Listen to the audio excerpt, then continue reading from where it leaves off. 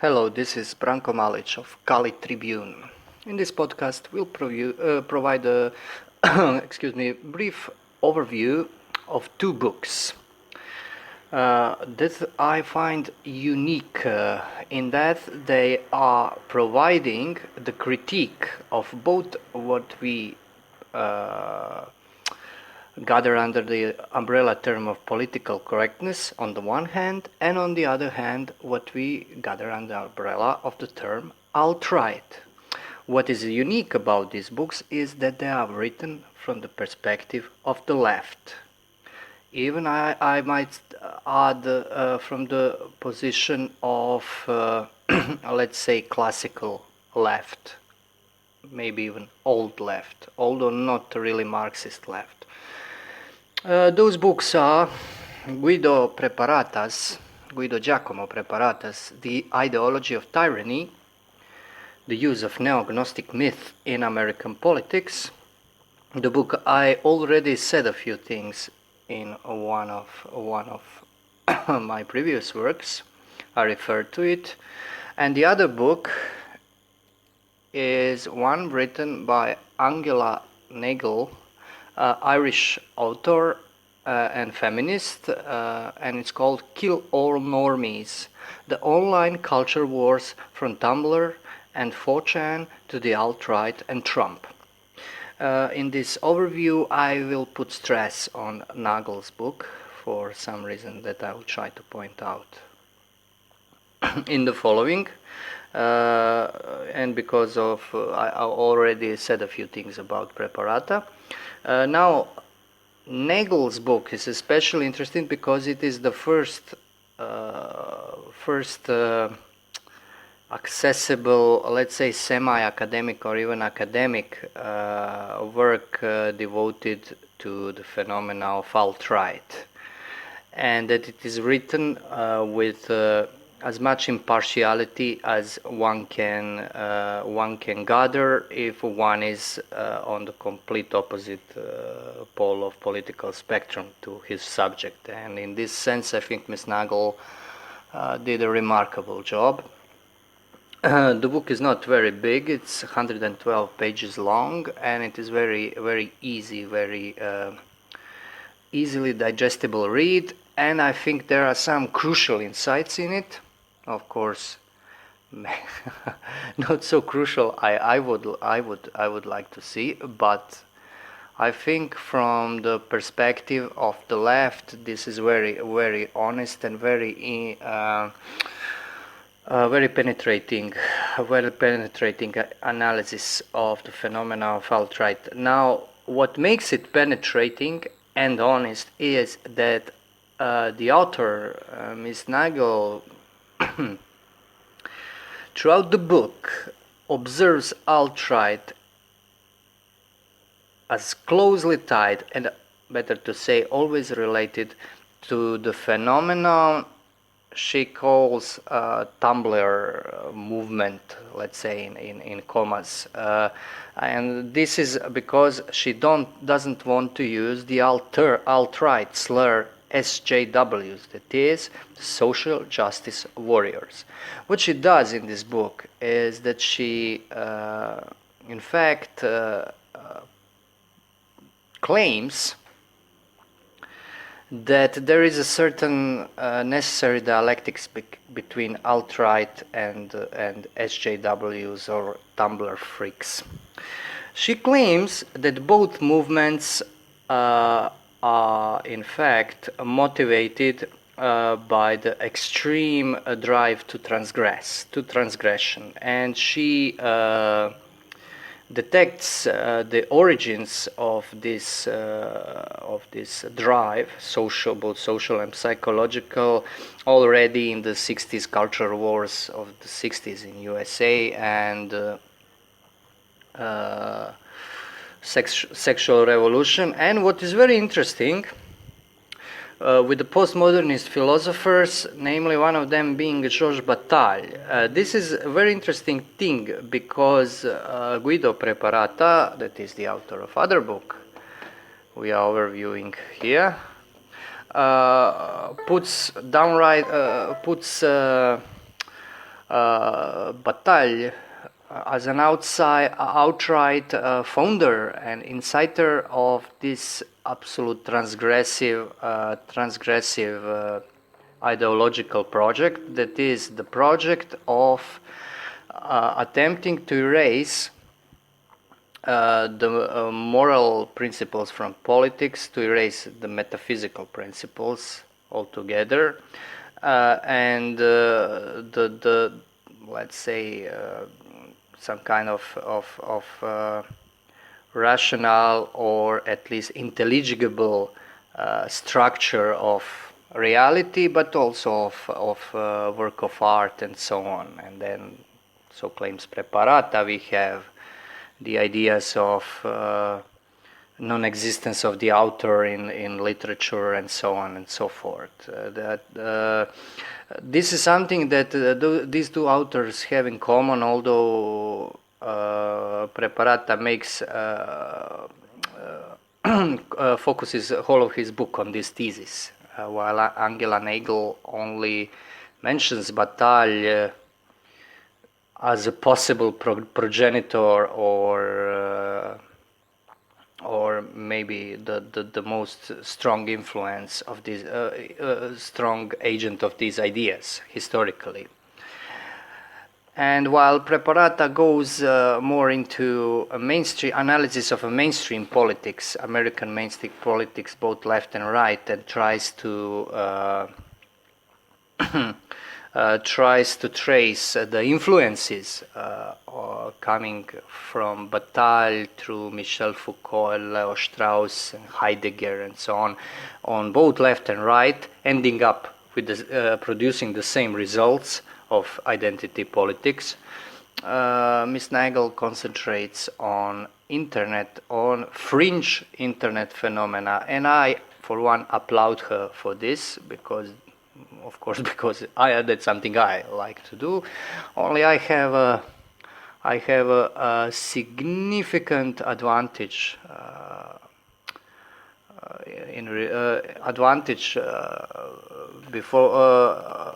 over her as somebody doing analysis of this. Namely, I myself am a fringe individual, and this gives you maybe unique perspective, but nevertheless, I think she did really good work, given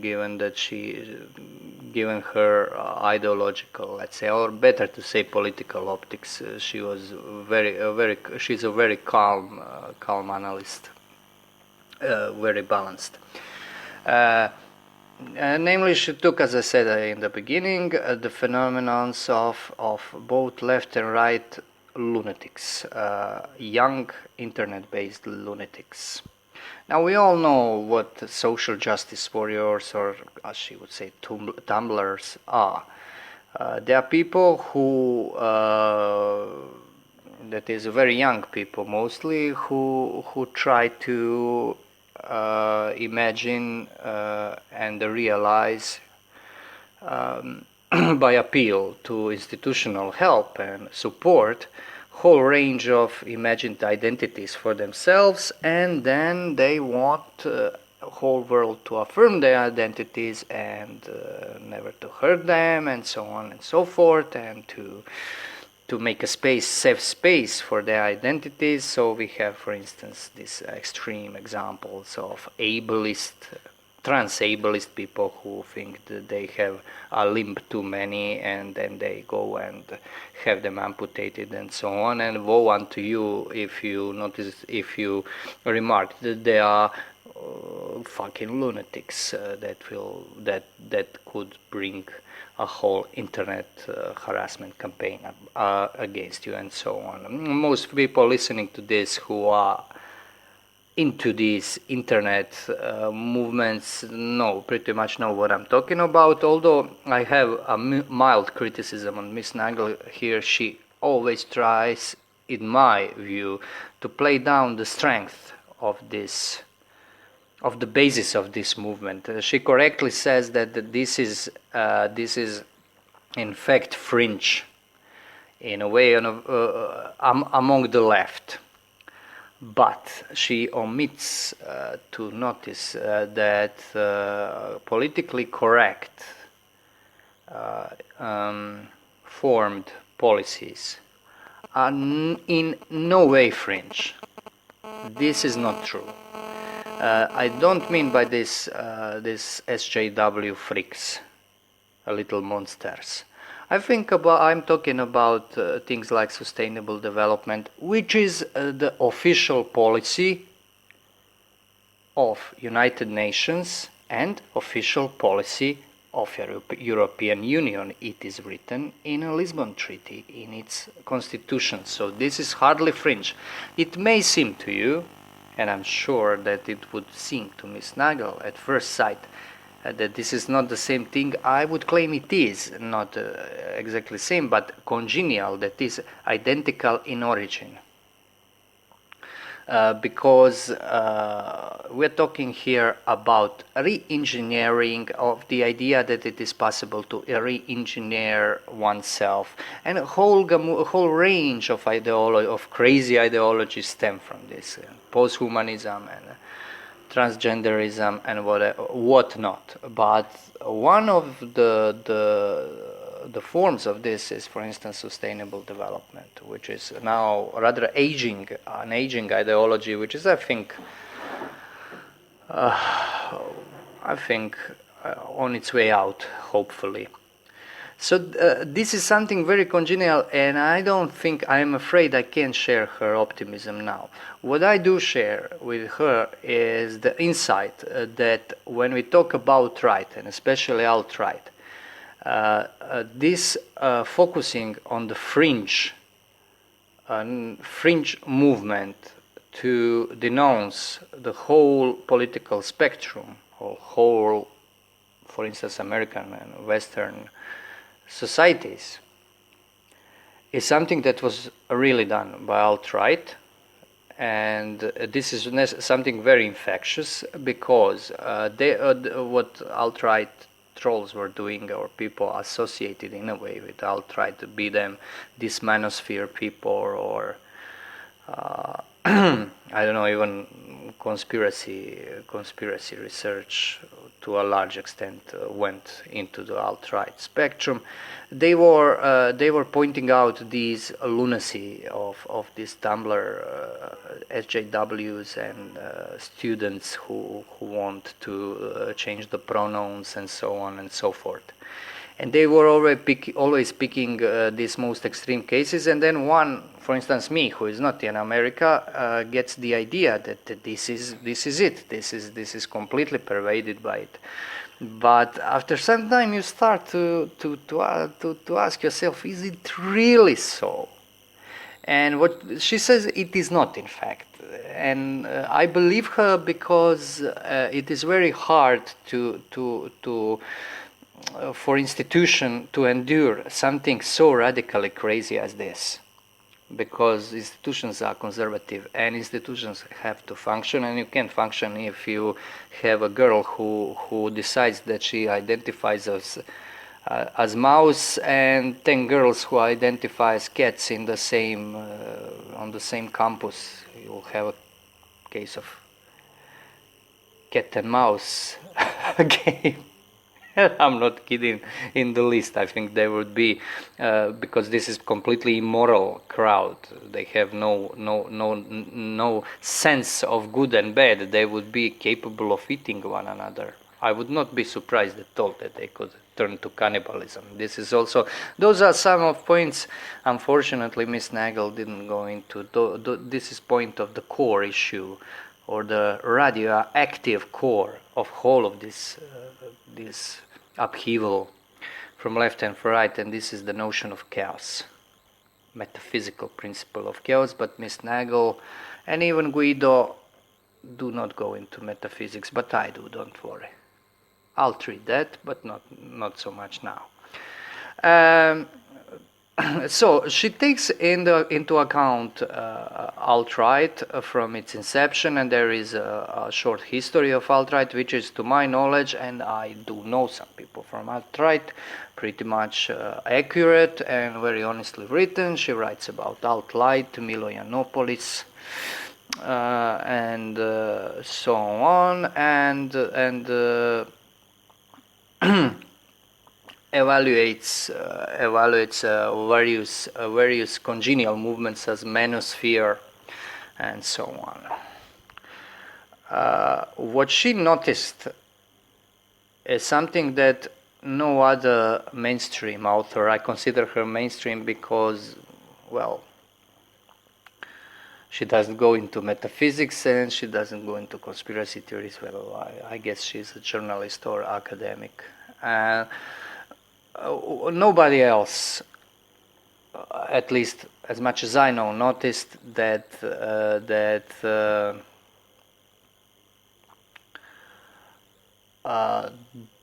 this fringe movement really played a significant role in a Trump campaign, and then it played that role by the playbook of the radical left, with the same methods of transgression the left used in, for instance, in the 60s and maybe later, and used this to its own advantage with extreme success.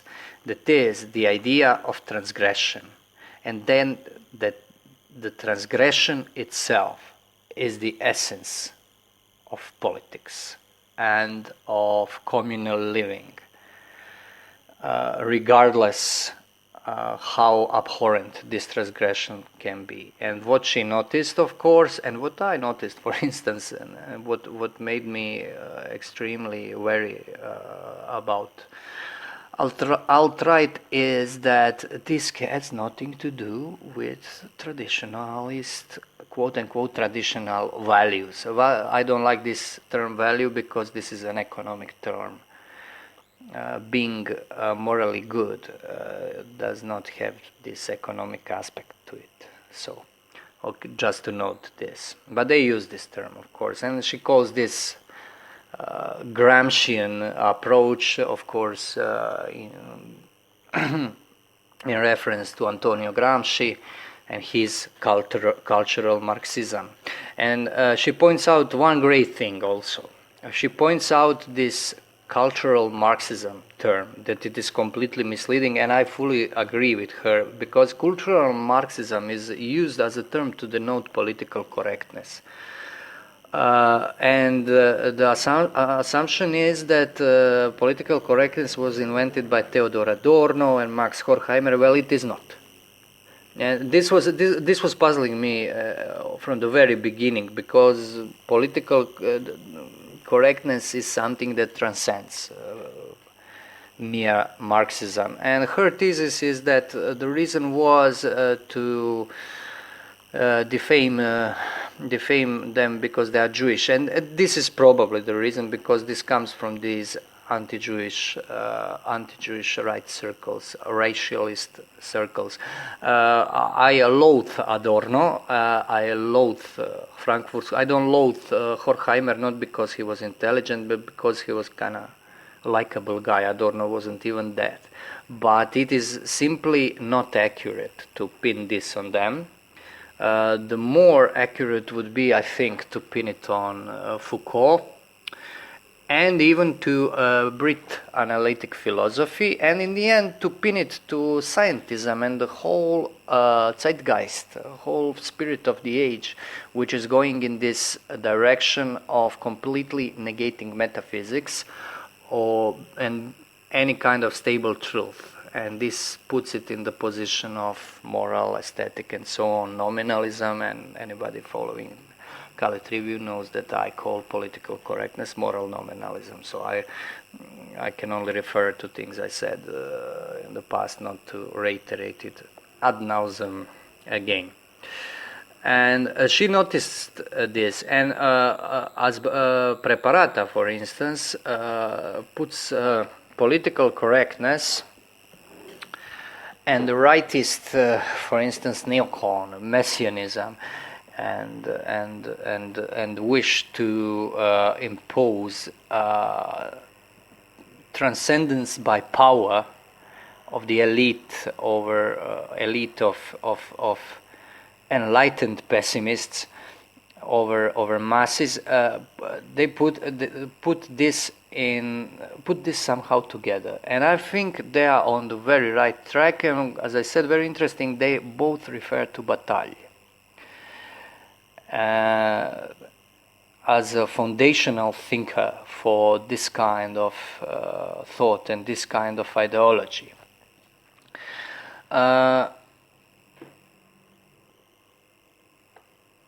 Nagle follows the development of alt-right always in conjunction with how it is provoked by the left, and she not admits, but affirms that left has took a function and role of what conservatives were maybe 40 or 50 years ago. They are the ones who prevent free speech, prevent expression of different opinion, and so on.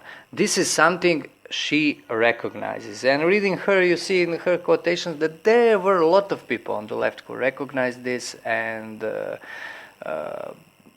directed critique to this identitarian left, and had a very hard time for it. As hard time as people on the right had, from harassment and so on, maybe from losing your job because you are goddamn racist, sexist, and so on. And this is something people on the right will never tell you. I mean people on the alt-right, because they've been all evil on the left. I already said many times, things like political correctness, sustainable development, whatever, are not leftist. They transcend left and right. They are transcendental even to left and right, that is, they are before them. This is something more fundamental, and this is something Ms. Nagle doesn't go into. This is the principle of chaos. But excuse me, Preparata gets very close to this. Well, he's a man, I guess. That's normal. Sorry, Ms. Nagle is a feminist. I like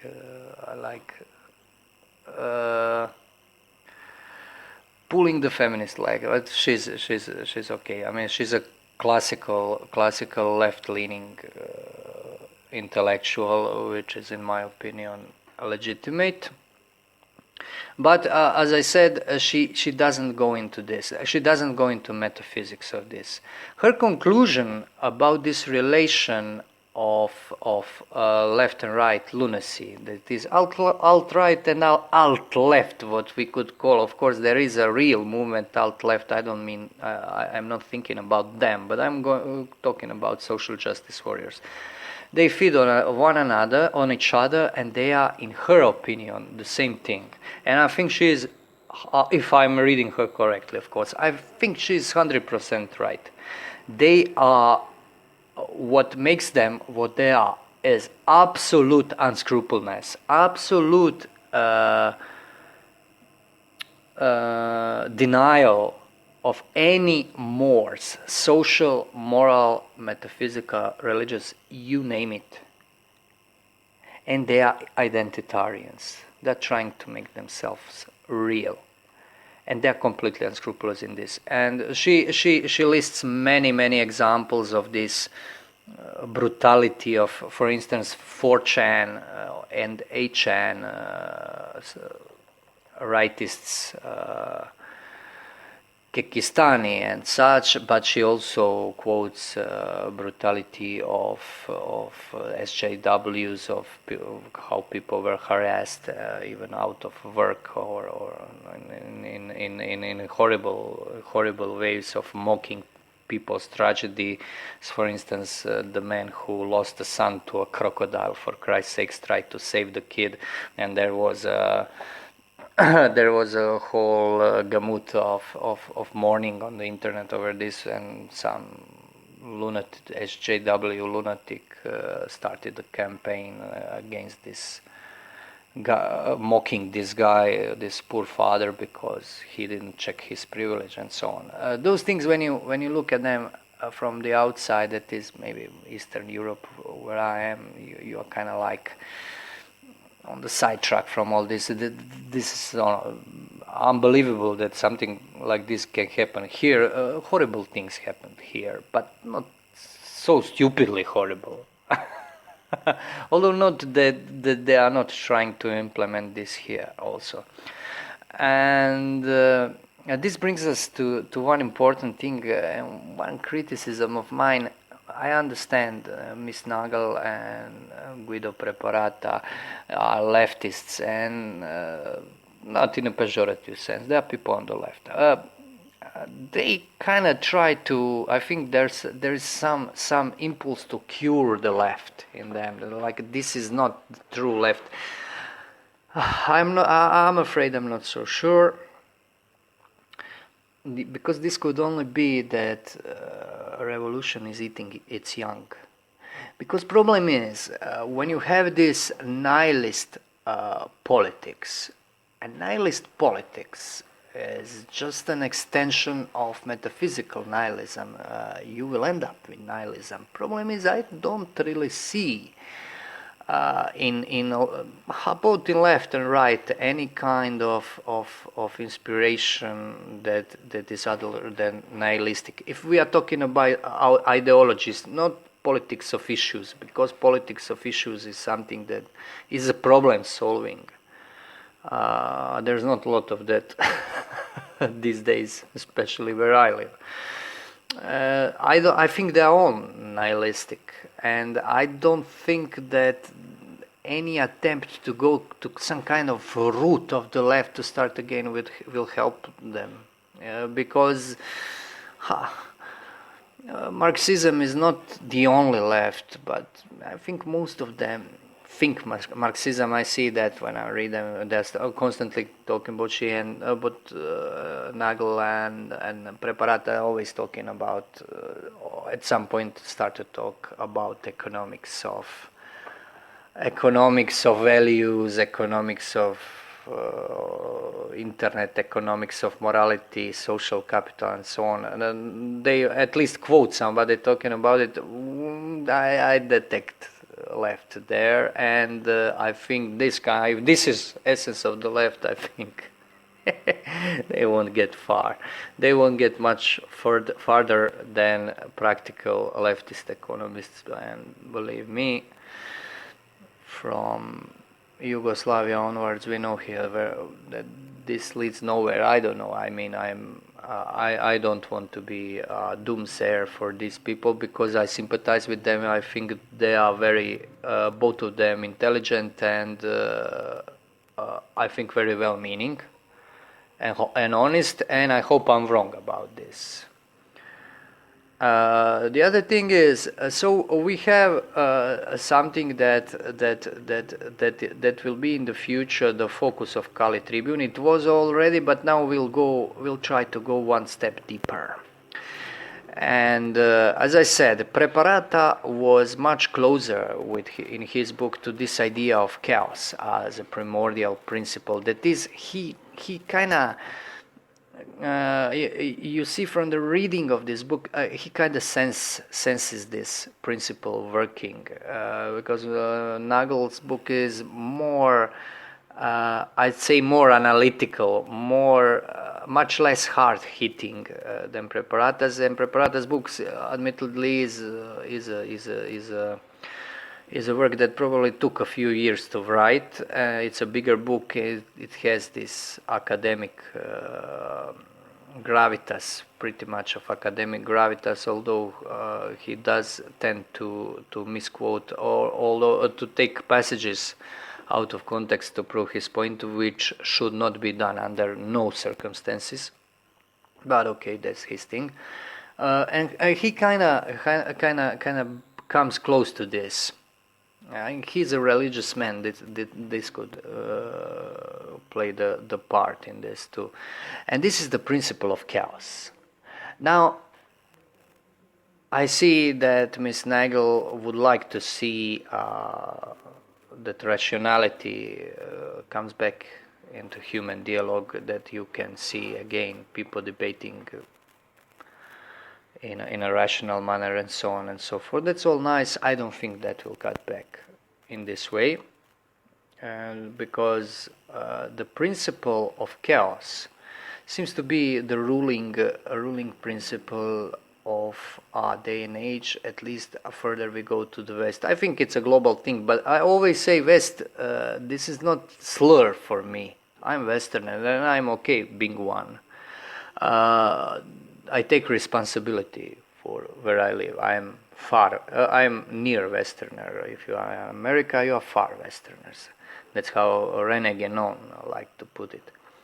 And I think that this chaos principle is a dominant thing in life. I will not go into proving this now or giving examples, but I most of all I like everyday examples, and I get them every day, and that's why every of my days can be pretty much difficult watching how we live. And this principle is something that was essential especially for alt-right, and I think alt-right consciously embraced it. Nagle herself says that alt-right, she doesn't really takes this SJW and alt-right as equally strong. They are equally nihilistic, but alt-right is the winner. That's what she affirms in no ambivalent terms. And but she states some practical reasons of people being fed up with the leftist idiocy and so on and so forth, and the saviness of the rightists. But I think there is more. I think there is a whole range of problems more. That is problems that are deeper, principles that are deeper, and some people who are very nefarious. One of them being, you guessed it, Alexander Dugan. I don't think that Dugan was so influential in the genesis of alt-right, but he is very much acclaimed in alt-right, in the leadership of alt-right and publishing infrastructure of alt-right. And Alexander Dugan is a serious guy. He's not serious in the sense he is dangerous. He is the man who is the open proponent of chaos, and can appear on prime time TV in Russia. So it's not joke. He is not joke. He is joke as a philosopher, but not as an ideologue and tactician. Something that I once heard my professor say about Lenin, and I think he was like, this is pretty accurate analogy. Anyways, this principle of chaos is, in my opinion, best exemplified by meme magic and chaos magic, and this influx of a cult that is most notable in the Chan so-called culture, because for me culture is not something you create in 5 years on internet. There is no such thing as Chan culture. That's might be as a culture of microbes or bacteria or something like that. They are also anonymous. That's why I have this feeling.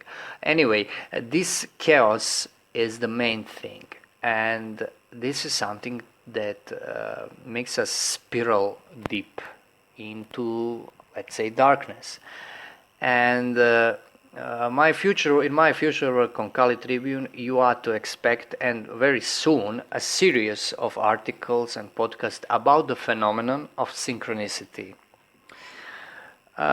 Inspired, among others, with I have to give credit where credit is due, but Jason Horsley, after I had an interview, discussion online with him in his podcast, we touched upon synchronicity, and this discussion of ours gave me some ideas. Namely, I will try to demonstrate that synchronicity is a symptom of chaos and of fragmentation of mind, of dissolution. And while it is interesting that synchronicity is usually understood in these New Agers via Carl Gustav Jung, who was the first who really wrote about it. Let's call that seriously, but I don't think it's really serious. A symptom or something very good of meaning and so forth. I claim that it is anything but, that it is complete opposite. These things are very important in the alt-right. Alt-right reeks of this. It reeks of chaos. And it reeks of occultism. And in fact, and they all claim their 4chan and so 4chan young adherents claim synchronicity plays a role. And I refer to my article on Kek, the God, and the other articles I referred on Kali Tribune about, by other people about this phenomenon, which in my opinion exemplified this. This is something I will go into, and this is something these two authors do not go into. I understand them, and this is not a criticism in the sense that they should do this. No. Everybody has his or her focus and has to follow it, and then people can piece together insights and try to make sense of it. I will go into something. They probably, I think Ms. Nagle would believe that this thing is a real phenomena. I don't know. I think Preparata would. I will go into this because, and this is what I said in the beginning, you have to be a bit fringe yourself to be maybe crazy enough to seriously speak about these things, because you can speak about them ironically, as alt-right does, as synchronicities and so forth. When Richard Spencer half ironically said they imagined Donald Trump into office by meme magic. He's always half ironic, because that way he can say anything and flatly deny it at the same time. I never speak like that. I'm pretty straightforward in what I say and think. There is no, at least I'm trying not to be ambiguous, and I think that synchronicity, I know that synchronicity is a real phenomenon. I experienced it, and many people experienced it, although I don't think it's a phenomena you want in your life. And this will be based on juxtaposing the notion of synchronicity and the notions the ancient philosophy had about intelligible structure of the world and the meaningful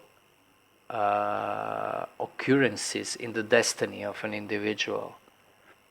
That is the idea that man has a destiny, that man has meaningful path through life. And they had to say a lot, they had a lot to say about this. People like Proclus, for instance, one of the last great pagan Neoplatonists. And I will do a lot about Proclus because he's practically a compendium of ancient Greek metaphysics, and when you juxtapose his notions of analogia and sympatheia and notions of intelligibility of the world and meaningfulness of the world with synchronicity, it becomes blatantly clear that synchronicity is the inversion of this. And this is something you can expect, I hope, maybe even to the end of this week or beginning of the next, if time and real life, although this is not so unreal itself, provide. This was Branko Malic. I hope this was informative and interesting, and please do follow Kali Tribune, and if you can in any way support us. Thank you once again. Branko signing out.